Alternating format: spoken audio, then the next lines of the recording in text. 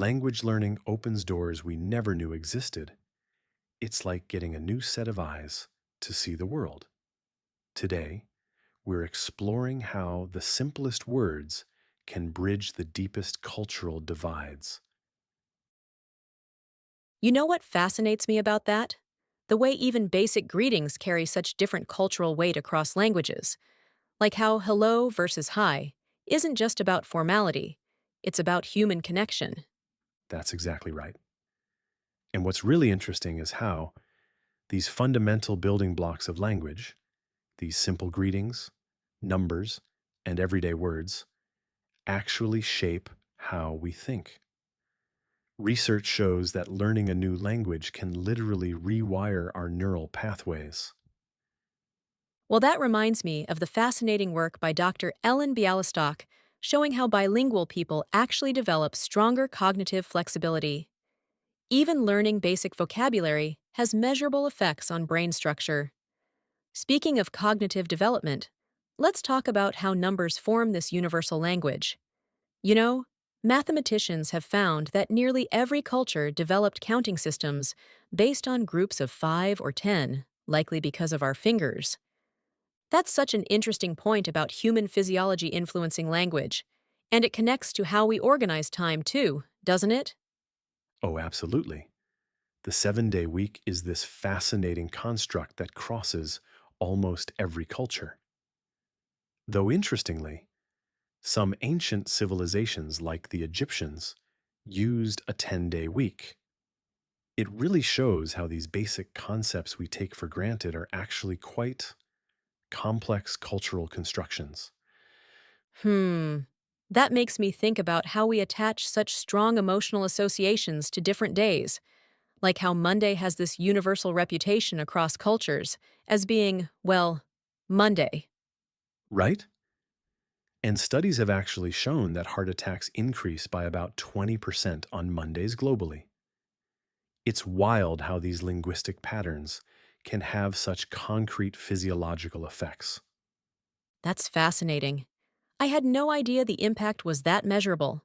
It really shows how language shapes our lived experience. And speaking of lived experience, let's look at how we name objects around us. Cognitive scientists have found that having a word for something literally changes how we perceive it. Like how some cultures have dozens of words for different types of snow, while others have just one. Well, that reminds me of the Sapir-Whorf hypothesis, the idea that language shapes our perception of reality.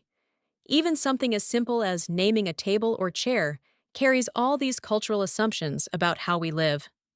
Exactly. And this brings us to one of the most culturally loaded categories of all: food vocabulary.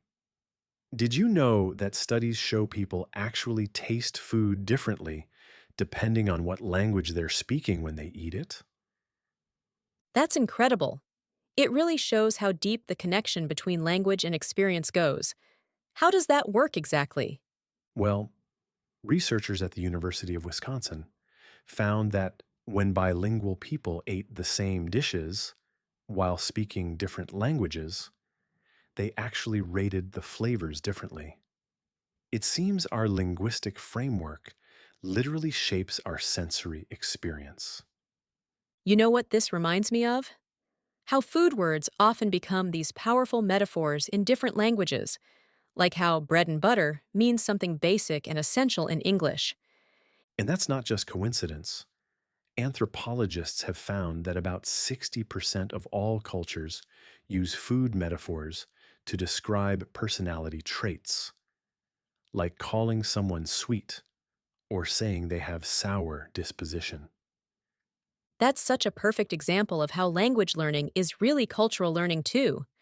These aren't just vocabulary words, they're windows into how people think. Speaking of which, let's talk about daily routines. The way different cultures segment time and activities tells us so much about their values, like how some languages don't have a specific word for breakfast because they don't treat it as a distinct meal. Well, that's making me think about how our modern work schedules have shaped language too. The whole concept of rush hour would have been meaningless a century ago. Exactly. And neuroscience shows that learning these routine related words in a new language actually helps create new neural pathways that make it easier to form new habits. It's like language learning literally helps rewire our behavioral patterns. That's fascinating. So, learning words for daily activities isn't just about communication, it's about behavior change too? Right. Studies from the Max Planck Institute show that people who learn routine related vocabulary in a new language are actually more likely to stick to new habits. It's like the language gives us a framework for changing our behavior. Well, that explains why so many productivity apps now include multiple language options. They're tapping into this connection between language and behavior change. And this brings us to something really crucial about language learning. It's not just about memorizing words, it's about building confidence. Research shows that each new word mastered increases self efficacy by a measurable amount. That makes so much sense. It's like each word becomes a little victory, a concrete sign of progress. Exactly. And brain imaging studies show that these small victories trigger dopamine release, creating a positive feedback loop that encourages more learning. It's why repetition and practice are so important. You know what I find really interesting about that? How different learning methods tap into different parts of the brain, like how combining words with physical movements creates stronger neural connections. That's right. And it connects to something called embodied cognition, where our physical experiences shape our understanding of language, like how we understand up and down, because we have bodies that move in space. That's making me think about how gesture and body language vary across cultures, too. Even something as simple as nodding yes means different things in different places. And neuroscience is showing us why these physical patterns actually create neural pathways that influence how we process language. It's why immersion learning is so effective. It combines linguistic and physical learning. Well, that really puts a new spin on the whole mind body connection concept, doesn't it? It really does. And it shows why language learning is such a powerful tool for building empathy. It literally helps us embody different ways of thinking and being in the world. That's such a profound way to think about it. Language learning as a form of embodied empathy. And as we wrap up, I think that's really the key insight. Language learning isn't just about words and grammar, it's about expanding our capacity for understanding and connection. Each new word or phrase is like a bridge to another way of seeing the world.